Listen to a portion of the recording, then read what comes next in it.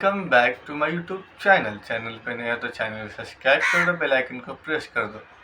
तो एक नए वीडियो के साथ आ चुके हैं जिसका टाइटल है वह झूठे खुदा की इबादत करते रहें उसे जब तक सच्ची खुदा नहीं मिले। ये कैलिफोर्निया की एक इंसान है जिनका नाम अभी कन्वर्ट हो गया है, जो मुसलमान में उनका नाम है अभी है मोहम्मद किलोन, जिसकी हकीकत कहानी वो खुद बता रहे हैं कि वो मुसलमान क्यों बने, वो मुसलमान बनने से पहले क्या हुआ उनके साथ, उनकी कहानी उनकी ज़बानी सुनते हैं। तो शुरू करते हैं इस वीडियो को यहीं पे, तो आप हमारे साथ एंड तक बने रहें। अकीदे के लिहाज से आपकी ज़िंदगी कैसी थी? आपके इस्लाम कबूल करने पर आपकी फैमिली ने कैसा रद्द-ए-अमल दिया? मुसलमान होने के बाद आपको सबसे बड़े कौन से चैलेंज का सामना करना पड़ा? मैं गुम हो चुका हूँ, मैं उलझन का शिकार हूँ, मैं खौफज़दा हूँ, मैं खुदा के बारे में जवाब जानना चाहता हूँ।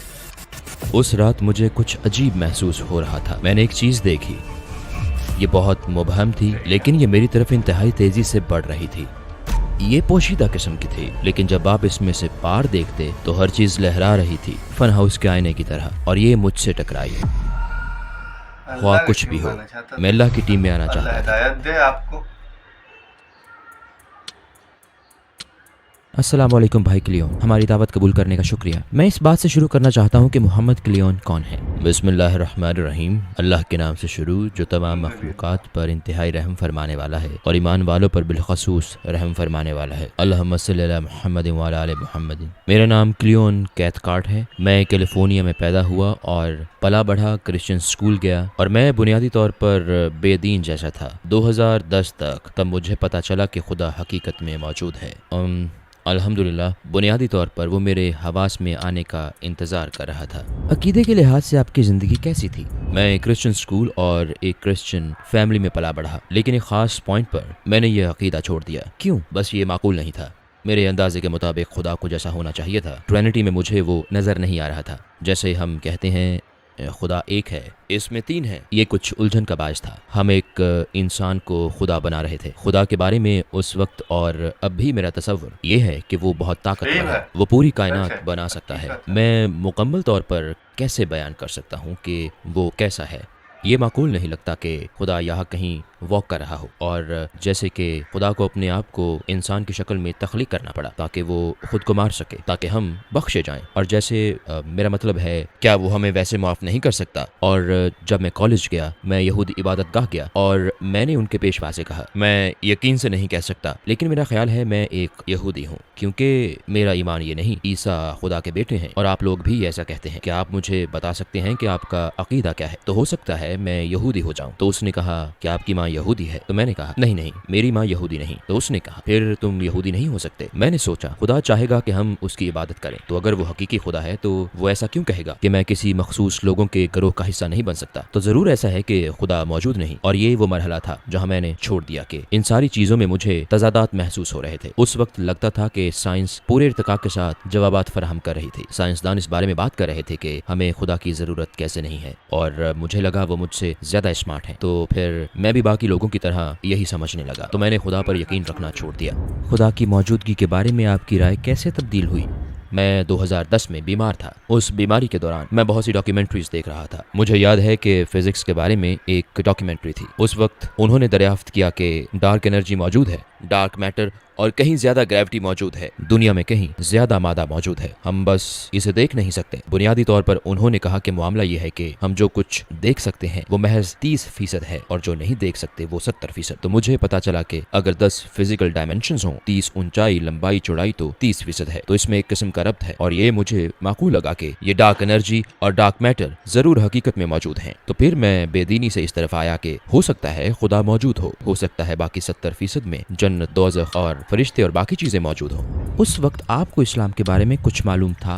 शायद इसके फौरन बाद लगभग इस वक्त में मैंने पहला कुरान लिया। टेलीविजन पर एक इश्तिहार आया था, अगर आपको फ्री कुरान चाहिए तो हमें कॉल करें, हम इसे बजरिया डाक भेज देंगे। मुझे कुरान मिला, मैंने इसे खोला और मैंने हजरत ईसा और मूसा अलैहिस्सलाम और बाइबल में मौजूद ये सारे पैगंबरों के नाम देखे। और जैसा कि मैं बाइबल पर यकीन नहीं करता था, मैंने सोचा मैं कुरान पर यकीन कैसे कर सकता हूँ, है ना। मेरा मतलब है ये बुनियादी तौर पर एक ही चीज है, तो मैंने इसे नहीं पढ़ा। मैंने बस ये नाम वहाँ देखे और कहा बस ठीक है, मुझे और कुछ नहीं जानना, और इसे एक तरफ रख दिया। मुझे इस्लाम के बारे में कुछ पता नहीं था सिवाय इसके कि वो हजरत मूसा और ईसा अलैहिस्सलाम को और पैगंबर मोहम्मद सल्लल्लाहु अलैहि वसल्लम को मानते हैं अलैहिमुस्सलाम। तो इस्लाम की तरफ आपका सफर असल में कैसे शुरू हुआ? 2010 के आखिर में मुझे एक के बाद एक बहुत अजीब तजुर्बात का सामना हुआ। मेरे लिए मुझे समझ आ गई कि खुदा हकीकत में मौजूद है, क्योंकि मुझे इसका तजुर्बा हुआ। अगर खुदा मौजूद है, शैतान मौजूद है, तो फिर जन्नत और दोज़ख भी मौजूद है। और मुझे सिर्फ ये पता था कि मैं दोज़ख में नहीं जाना चाहता। तो अब मुझे पता चलाना था कि खुदा कौन है, क्योंकि मुझे पता नहीं था खुदा मौजूद है, लेकिन खुदा किसी चीज का नाम नहीं। ये एक किस्म की वजाहत है, ठीक। मैंने पाइक नामी एक मुसन्निफ की किताब में पढ़ा जिसने मॉरल्स एंड डॉगमा नामी किताब लिखी, और उस किताब में वो कहता है कि लूसीफर शैतान खुदा है, लेकिन बदकिस्मती से एडोनाई भी खुदा है। मैंने सोचा मुझे लूसीफर का पता है और मैं लूसीफर की टीम में नहीं जाना चाहता, तो हो सकता है एडोनाई वो हो जिस तक मैं पहुंचना चाहता हूँ। उस रात मुझे अजीब लग रहा था और शर्मिंदगी हो रही थी, क्योंकि हम फैमिली में काफी अरसे से बेदीन थे। मैं नहीं चाहता था कि मेरी बीवी मुझे दुआ करता देखे, तो मैं दुआ के लिए बाहर गया। तो मैंने एडोनाई से दुआ मांगी, दरअसल जैसे अगर तू खुदा है तो मुझे निशानी दिखा। मैंने एक चीज देखी, ये बहुत मुबहम थी, लेकिन ये मेरी तरफ इंतहाई तेजी से बढ़ रही थी। ये गैर मरई किस्म की थी, लेकिन जब आप उसमें से पार देखते तो हर चीज लहरा रही थी, फन हाउस के आईने की तरह। लेकिन उसके अलावा इर्द गिर्द सब कुछ नॉर्मल था, कारें, दरख्त और सब कुछ नॉर्मल दिख रहा था, और ये बड़ी तेजी से मेरी तरफ बढ़ रही थी। और जो अल्फाज मैंने तब कहे, ओह नहीं, ये शैतान है, और वो चीज मुझसे टकराई। मुझे यकीन था कि वो नेगेटिव एनर्जी थी, क्योंकि उसने मेरी सारी एनर्जी ले ली, हत्ता कि मैं सोच भी नहीं सकता था कि हुआ क्या है। मैं बिस्तर पर जा लेटा और पड़ा रहा, और मैं 12 घंटे बाद जागा, मदहोश सा, चकराता हुआ और दर्द में डूबा सा। मैंने सोचा मुझे ऐसा क्यों महसूस हो रहा है, मुझे क्या हुआ था? ओह हाँ, कल रात मैंने शैतान को देखा था, मतलब ये जरूर ठीक रास्ता नहीं है। ठीक कहा, एडोनाई वो नहीं जिसकी मुझे तलाश है। तो फिर इसके बाद आपने किससे दुआ की?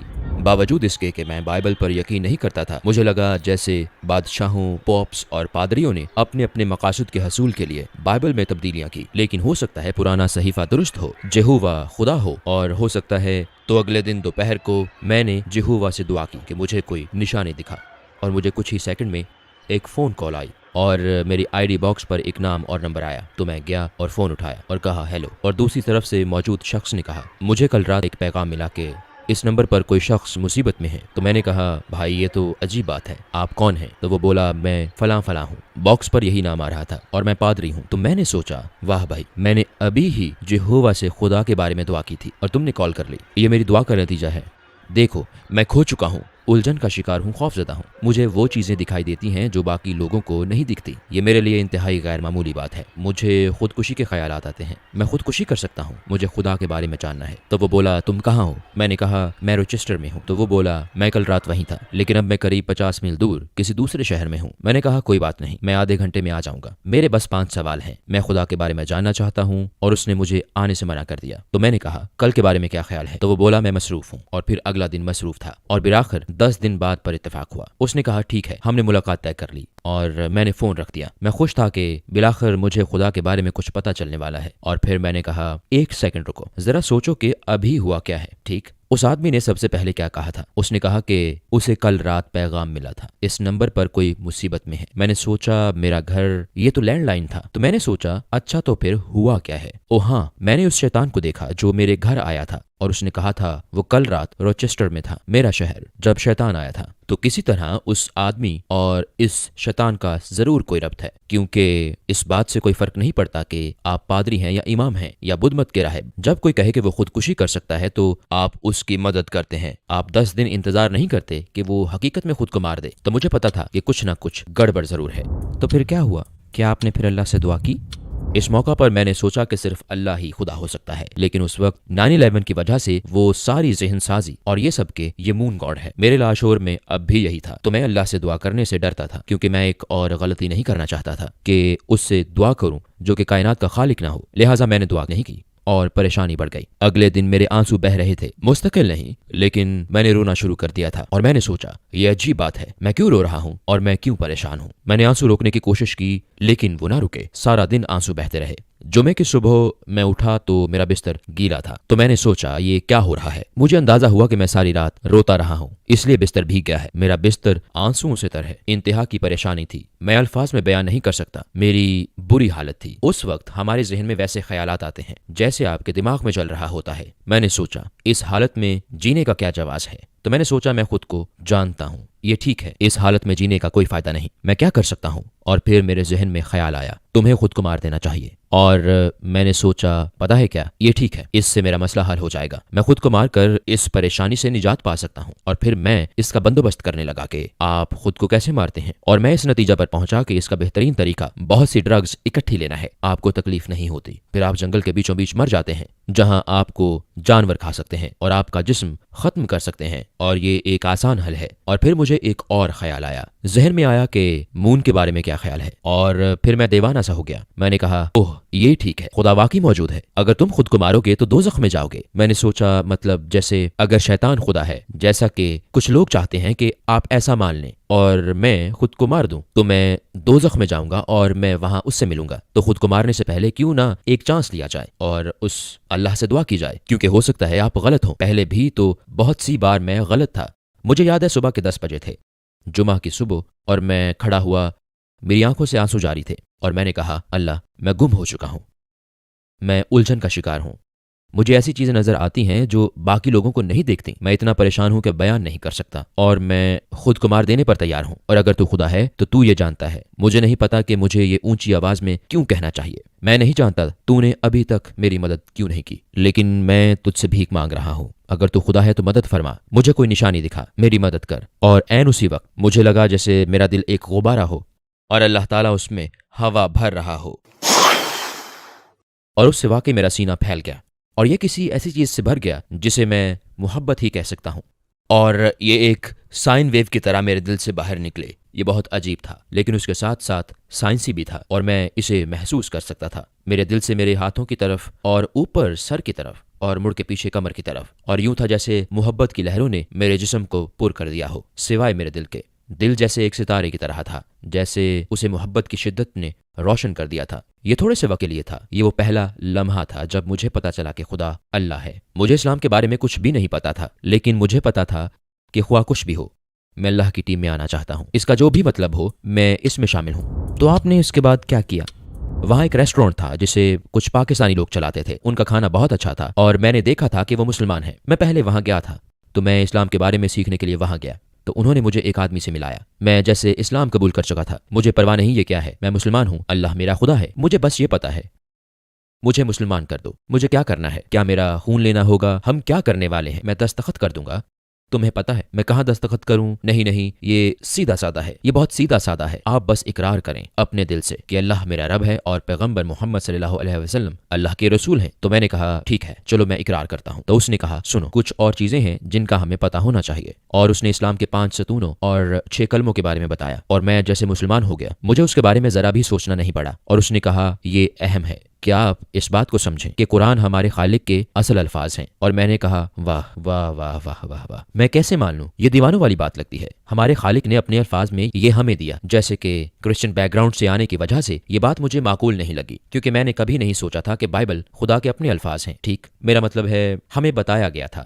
کہ یہ خدا کی تعلیمات ہیں، لیکن انسان کے الفاظ میں، یہ میرے لیے انتہائی عجیب تصور تھا۔ میں یوں تھا جیسے مجھے نہیں لگتا کہ میں اس پر یقین کروں گا کہ تو اس نے کہا آپ نے مسلمان ہونا ہے تو ماننا ہوگا۔ میں نے کہا چلو پھر مجھے قائل کرو۔ تو اس نے کہا ٹھیک ہے میں تمہیں اس بارے میں بتاؤں گا، پھر کسی وقت بات کریں گے، کیونکہ ہم نے آج بہت ساری چیزوں پر بات کر لی ہے۔ ہم ایک چھوٹی سی کتاب لائے جس کا نام A Brief Illustrated Guide to Islam تھا، اور اس میں قرآن میں موجود سائنس کی نشانیوں کا ذکر تھا، اور میرے لیے یہ انسانی جنیات کی مرحلہ وار تخلیق تھی کہ قرآن میں اسے کیسے بیان کیا گیا تھا، اور وہ اصل میں تخلیقی مراحل کے مطابق تھا جس کے بارے میں ہمیں MRI کے بغیر پتہ نہیں چلتا اور اس کی تصدیق نہیں ہوتی۔ تو مجھے اندازہ ہوا کہ پیغمبر محمد صلی اللہ علیہ وسلم کو 1400 سال پہلے یہ نہیں پتا ہو سکتا تھا، یہ ضرور الہامی علم ہے۔ तो आपने कलमा शहादत कैसे पढ़ा? अस्सलाम वालेकुम भाई और बहनों, हमने देखा है कि हमारे 80% नाजरीन बाशुमूल इस वीडियो के ने हमारे चैनल को सब्सक्राइब नहीं किया है। जैसा कि आप जानते हैं, हम एक गैर मुनाफा बख्श तंजीम है और हमने अपनी वीडियोस पर एड्स बंद रखी हैं। लिहाजा हम सिर्फ इसलिए ही कह रहे हैं ताकि सच्चाई को फैलाया जाए। ये एक छोटा सा अमल लग सकता है, लेकिन इंशाअल्लाह ये बहुत से लोगों के लिए रहनुमाई का जरिया होगा। आइए अब सब्सक्राइब बटन पर क्लिक करें और एक साथ चलें अब्दियत की तरफ।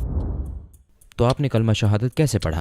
कुरान को तस्लीम करने के बाद मैं तो यूं था जैसे ठीक है चलो अभी कलमा शहादत पढ़ते हैं। तो मेरा दोस्त जिससे अब भी मैं राब्ते में रहता हूँ, आज के दिन तक हसन एक जबरदस्त इंसान है, उसने कहा जुमे तक इंतजार करते हैं। ठीक है, हम सारे लोगों के सामने कलमा शहादत पढ़ेंगे। जैसे इतवार के दिन चर्च सर्विस होती है तो हमारे यहाँ जुमा होता है, हम जुमे के दिन ये करेंगे ताकि सबको बरकत हासिल हो। तो मैंने कहा नहीं, अगर मैं कल मर जाऊं तो क्या होगा? कल मैं किसी हादसे का शिकार हो गया तो मैं अभी पढ़ना चाहता हूँ। तो वो बोला बस 2 दिन ठहर जाओ। तो मैंने कहा ठीक है, क्योंकि मुझे इस पर एतमाद था। मैंने कहा ठीक है, लेकिन जैसे मैंने पहले कहा जब आप करीब होते हैं तो शैतान पूरा जोर लगाता है। तो मुझे बहुत अजीब से ख्यालात आ रहे थे, समझ रहे हैं, जैसे पागलों वाले, सही पागलों वाले ख्यालात। तब मुझे ख्याल आया कि अगर मैं जुमे को मस्जिद गया तो कोई वहां धमाका कर देगा और मासूम लोग मेरी वजह से मर जाएंगे, क्योंकि मैं वहां गया हूँगा। तो मैं नहीं गया। उस जुमे और हफ्ते को मेरे दोस्त ने मुझे कॉल की और कहा ठीक है मैं समझ गया, चलो इसमें देर नहीं करते, मुझे फलां पार्क में मिलो। तो हम पार्क के बेंच पर बैठे और मैंने पार्क के बेंच पर उसके साथ कलमा शहादत पढ़ा। मुझे सुकून मिला क्योंकि बिल आखिर मैं इसमें शामिल हो गया था जहां अल्लाह हमें चाहता है। आपके इस्लाम कबूल करने पर आपकी फैमिली ने कैसा रद्द-ए-अमल दिया? उन्हें पहले अच्छा नहीं लगा। मेरी माँ चर्च जाने के लिए इसरार करती थी। मेरा मतलब है जब मैं चर्च जाने से बेजार था तब वो बहुत ज्यादा एक्टिव होती थी। जब मुझे पता चला कि खुदा मौजूद है और मैंने इस्लाम कबूल कर लिया तो मैंने उन्हें बुलाया और कहा माँ पता है क्या बात है, आप ठीक कहती हैं, खुदा मौजूद है। तो वो बहुत खुश थी। तो उन्होंने कहा ओह ये तो बहुत अच्छी बात है, क्योंकि हम बचपन से बैप्टिस्ट चर्च जाया करते थे। वो बोली क्या तुम्हें बैप्टिस्ट चर्च मिल गया? तो मैंने कहा नहीं नहीं नहीं, मैं बैप्टिस्ट चर्च नहीं गया। उन्होंने कहा अच्छा अच्छा, तुम्हारे इलाके में लॉथरन चर्च भी है, क्या तुम लॉथरन चर्च गए थे? मैंने कहा नहीं, लॉथरन चर्च नहीं था। वो बोली ओह नहीं, क्या ये कैथोलिक चर्च तो नहीं था? तो मैं बोला नहीं ये कैथोलिक चर्च नहीं था। तो वो मानने को तैयार नहीं थी। मुझे उन्हें बताने में शर्मिंदगी महसूस हो रही थी क्योंकि मुझे पता था उन्हें जवाब पसंद नहीं आएगा, लेकिन वो मानने को तैयार नहीं थी। तो उन्होंने कहा तुम्हें खुदा कहाँ मिला? तो मैंने कहा माँ अगर आप वाकई जानना चाहती हैं कि खुदा कहाँ है तो मस्जिद चली जाएं। तो उन्होंने रोना शुरू कर दिया और कहा ओह नहीं वो खुदा नहीं है, और मेरे बारे में परेशान हो गई। लेकिन 2 साल बाद मैं उनके घर गया और एक फैमिली फ्रेंड उसने मुझे बुलाया था। उसने मेरी माँ से बात करने के लिए बुलाया। मैंने फ़ोन उठाया तो उसका नाम रुथ था। तो रुथ ने कहा मैंने सुना है तुम अब बेहतर हो और तुम्हारी माँ बहुत खुश है। तो मैंने कहा क्या तुम वाकई उनके बारे में बात कर रही हो, क्योंकि मुझे ये बात समझ नहीं आ रही, तुम्हें इस बारे में पता है? तो उसने कहा ओह नहीं नहीं, तुम्हारी माँ बहुत खुश है कि तुम मुसलमान हो गए हो और तुम्हारी जिंदगी बदल गई है। हैरान कुन तौर पर वो खुश थीं कि मैं मुसलमान हो गया हूँ, क्योंकि उन्हें पता चल गया था कि इससे मेरी जिंदगी कैसे बदल गई थी। फिर भी उन्होंने मेरे सामने एतराफ़ नहीं किया था। तो इंशाअल्लाह उनके लिए दुआ करें कि एक दिन वो इस्लाम कबूल कर लें। मुसलमान होने के बाद आपको सबसे बड़े कौन से चैलेंज का सामना करना पड़ा? ये एक बेहतरीन सवाल है। मुझे नहीं पता कि इस्लाम पर कायम रहने के अलावा कोई बड़ा चैलेंज होगा, क्योंकि आपको पता है इसे छोड़ने के लिए हर तरह की दावत मिलती है। ठीक कहा, वापस आ जाओ, लड़कियां वहां एंजॉय करती हैं, चलो अब आपको पता है रॉक एंड रोल करेंगे, जैसे कि चलो कॉन्सर्ट में चलते हैं, वहां नशा है, शराब है, ये सब तुम्हारा इंतजार कर रहा है, बस करो, वापस आ जाओ, वापस आ जाओ दोस्त, हमें तुमसे प्यार है। ठीक कहा, लेकिन आपको पता है ये गलत है। तो ये शायद अपने ईमान पर कायम रहना एक बड़ा चैलेंज है। आपको बताऊं, मेरा मतलब है मैंने इस्लाम कबूल किया तो मुझे ये सारी चीजें छोड़नी पड़ी। क्या आपको कोई इस किस्म का तजुर्बा हुआ जब आपको महसूस हुआ कि अल्लाह के साथ आपका खास ताल्लुक है? मेरे मुसलमान होने के बाद मैंने बस का एक ऐसा टिकट लिया जिस पर 2 माह के लिए मैं अमेरिका में कहीं भी जा सकता था। तो मैंने बहुत सफर किया और लोगों को खबरदार किया। तो कभी कभी ये मेरे लिए मसला बन जाता था। तो मुझे अंदाजा हुआ कि इस मसले से बचने के लिए मुझे चाहिए कि अपने पैगाम को सिर्फ अहम तरीन बात तक मुख्तसर कर दूं। वो पैगाम मुआफ़ी के बारे में था। मुझे याद है मैं सैन फ्रांसिस्को में था, तो मैं टेंडरलाइन में था। ठीक है, ये वो जगह है जहां जिस्म फरोशी, ड्रग डीलिंग और सब इस तरह के काम होते हैं, क्योंकि तब मुझे लगा कि ये सब मेरे अपने लोग हैं और वो लोग हैं जिन्हें सबसे ज्यादा मेरी मदद की जरूरत है। इन्हें देखकर बहुत तकलीफ होती थी, तो इस वजह से वहां का इंतखाब किया। मैं वहां था तो मुझे लगा जैसे मैं कोई पागल आदमी हूं जो एक साइन बोर्ड पकड़े खड़ा है, जैसे मैं हिम्मत हारने के करीब हूं, ऐसे लगा। मेरा मतलब है मुझे ऐसा महसूस हुआ। लेकिन मैं वहां खड़ा कह रहा था मुआफ़ी इलाज है, आपको इलाज की जरूरत है, अल्लाह से मुआफ़ी तलब करें। تو لوگ میرے پاس آتے اور کہتے میں کتنا پاگل ہوں، اور وہ مجھے کوستے اور کہتے کہ وہ مجھے وہاں نہیں دیکھنا چاہتے، اور وہ کہتے یہاں سے دفع ہو جاؤ۔ میں وہیں کھڑا رہتا اور اپنا کام جاری رکھتا۔ تقریباً 5-6 گھنٹے کے بعد آپ تھک جاتے ہیں، اور مجھے یاد ہے میں کہتا یہ بے وقوفی ہے، تم کیا کر رہے ہو، تم پاگل ہو۔ وہ ٹھیک کہتے ہیں، تم یہاں کھڑے ہو، ان لوگوں سے خدا کی بات کر رہے ہو، انہیں خدا کی کوئی پرواہ نہیں، کیا کر رہے ہو، یہاں سے چلے جاؤ۔ اور یہ وہ لمحہ تھا، پہلے دن جب میں مڑا تو وہاں ایک بوڑھی عورت کھڑی تھی۔ وہ بولی آپ کا شکریہ، جو کچھ تم کر رہے ہو اس کے لیے شکریہ۔ اور مجھے لگا ٹھیک ہے اللہ، میں بس جانے والا تھا اور تو نے میری حوصلہ افزائی کے لیے کسی کو بھیج دیا اس وقت جب مجھے اس کی ضرورت تھی۔ میں سمجھتا ہوں یہ تو ہی ہے۔ اور اگلے دن میں دوبارہ وہی کچھ کر رہا تھا، 5 یا 6 گھنٹے وہی کچھ ہوتا رہا۔ میں جا رہا ہوں، وہ بس ایک بوڑھی عورت تھی، وہ خدا نہیں تھا۔ ٹھیک، بے وقوفی نہ کرو، وہ کوئی اشارہ نہیں تھا، یہ لوگ ٹھیک کہتے ہیں، میں یہ کام چھوڑ رہا ہوں۔ اور پھر ایک بوڑھا آدمی وہاں موجود تھا، اور اس کے اگلے دن ایک چھوٹا بچہ وہاں موجود تھا۔ 5 دن مسلسل جب میں یہ کام چھوڑنے پر تیار تھا تو کوئی نہ کوئی آ جاتا اور میری حوصلہ افزائی کرتا اور کہتا کہ جو کچھ میں کر رہا ہوں اس سے ان کو خوشی ہوتی ہے، میں خدا کے بارے میں بات کر رہا ہوں اور معافی کی اہمیت بتا رہا ہوں۔ مجھے اس موقع پر لگا کہ میرا واقعی تعلق ہے، کیونکہ مجھے اندازہ ہوا کہ یہ محض اتفاق نہیں ہے۔ ٹھیک، میرا مطلب ہے مسلسل ہر روز وہ ایک اشارہ تھا، اگرچہ بڑا اشارہ نہیں تھا جیسے کہ سینے کا پھیل جانا، لیکن آپ اس پر غور کریں تو وہ واقعی ایک اشارہ تھا۔ کیا آپ کے قریبی لوگوں میں سے آپ کے بعد کوئی مسلمان ہوا؟ میری نانی، میری امی کی ماں، میرا خیال ہے یہ 2012 تھا، میں انہیں دیکھنے گیا۔ ان کی طبیعت ٹھیک نہیں تھی، وہ 86 سال کی تھیں اور پرانے گھر میں تھیں، اور میری امی انہیں دیکھنے کے لیے مجھے ساتھ لے گئیں۔ جب میں ملنے گیا تو وہ بول نہیں سکتی تھیں، وہ الفاظ ادا نہیں کر سکتی تھیں، وہ ویل چیئر پر تھیں، لیکن انہوں نے مجھے دیکھا تو وہ رو پڑیں۔ میں نے کہا نانی آپ کیوں رو رہی ہیں؟ وہ بول نہیں سکتی تھیں لیکن وہ کچھ کہنا چاہ رہی تھیں۔ تو میں نے کہا دیکھیں میرا خیال ہے مجھے پتا ہے، چلیں خدا کے بارے میں کچھ بات کرتے ہیں۔ تو میں نے کہا بات یہ ہے کہ میری آنٹی آئیں گی، وہ کوشش کریں گی کہ آپ پیغمبر عیسیٰ علیہ السلام کی عبادت کریں، تو ایسا نہ کرنا کیونکہ یہ توہین ہے، یہ شرک ہے، کسی اور کی عبادت کرنا پہلے حکم کی خلاف ورزی ہے۔ اور میں نے انہیں بتایا، میں نے کہا دیکھیں پیغمبر محمد صلی اللہ علیہ وسلم حقیقت میں نبی ہیں اور آج زمین پر اسلام خدا کا صحیح دین ہے، ہمیں اسی کو فالو کرنا چاہیے۔ تو جیسے جیسے میں یہ کہتا ان کے آنسو زیادہ ہوتے جاتے۔ تو میں نے کہا کیا آپ آج اسلام قبول کرنا چاہتی ہیں؟ تو وہ سر ہلا کر حامی بھر رہی تھیں اور رو رہی تھیں۔ تو میں نے کہا ٹھیک ہے، میرا ہاتھ پکڑیں اور میں جو کچھ کہہ رہا ہوں آپ اس سے متفق ہیں تو اسے دبائیں۔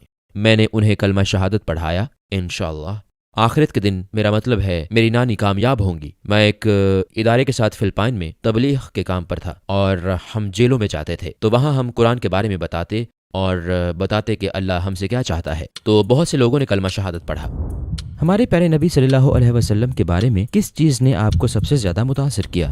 انسانیت کے لیے ان کی رحم دلی نے، ان کے معاف کر دینے کی خوبی نے، ان کے اپنے مطابق سب سے برا دن۔ ہم سب جانتے ہیں وہ طائف کا دن تھا جب لڑکے ان کا پیچھا کر رہے تھے، لڑکوں نے پتھر مارے، آپ کے علم میں ہے کہ انہیں زخمی کر دیا گیا تھا اور ان کے پاس اختیار تھا کہ پہاڑیوں کو ان پر دے مارا جاتا، اور انہوں نے کہا کہ میں ایسا نہیں کرنا چاہتا، ہو سکتا ہے ایک دن یہ لوگ مان جائیں، اور وہ مان گئے۔ تو ان کے معاف کر دینے کی خوبی اور صحیح راستے پر لانے میں لوگوں کی مدد کرنا۔ اس وقت آپ کون سے پروجیکٹس پر کام کر رہے ہیں؟ میں تبلیغ کے لیے بہت سے پروجیکٹس پر کام کر رہا تھا۔ امریکہ میں میرا ایک اسپیشل پروجیکٹ ہے فرقان فاؤنڈیشن کے ساتھ، فرقان پروجیکٹ، جس میں وہ انگریزی زبان میں قرآن تقسیم کرتے ہیں۔ میرا خیال ہے یہ تقریباً 6 لاکھ قرآن تھے جو انہوں نے پہلے ہی تقسیم کر دیے تھے، اور اب میرے مطابق یہ 1.6 ملین ہو گئے ہیں، اور میرا گول ہے کہ 2.6 ملین یا اس سے زائد تعداد تقسیم کرنے میں ان کی مدد کروں، کیونکہ مجھے اسی ادارے سے اپنا پہلا قرآن ملا تھا۔ جن لوگوں کو قرآن کی ضرورت ہو یا جنہیں قرآن چاہیے ہو، ان تک قرآن پہنچانے کے لیے یہ بہت اچھا کام کرتے ہیں۔ بہت سے تبلیغی ادارے، انگریز تبلیغی ادارے فرقان قرآن استعمال کرتے ہیں۔ اپنے حتمی تاثرات کے طور پر آپ کیا کہنا چاہیں گے؟ اللہ آپ کو کامیاب دیکھنا چاہتا ہے اور آپ کا انتظار کر رہا ہے۔ اللہ ہم سب کا منتظر ہے کہ ہم اسے فالو کریں۔ آپ جانتے ہیں کہ آپ اللہ کی طرف ایک قدم بڑھاتے ہیں تو وہ آپ کی طرف 10 قدم بڑھتا ہے، اور آپ چند قدم بڑھاتے ہیں تو وہ آپ کی طرف دوڑ کر آتا ہے۔ تو اللہ چاہتا ہے کہ ہم اسے تلاش کریں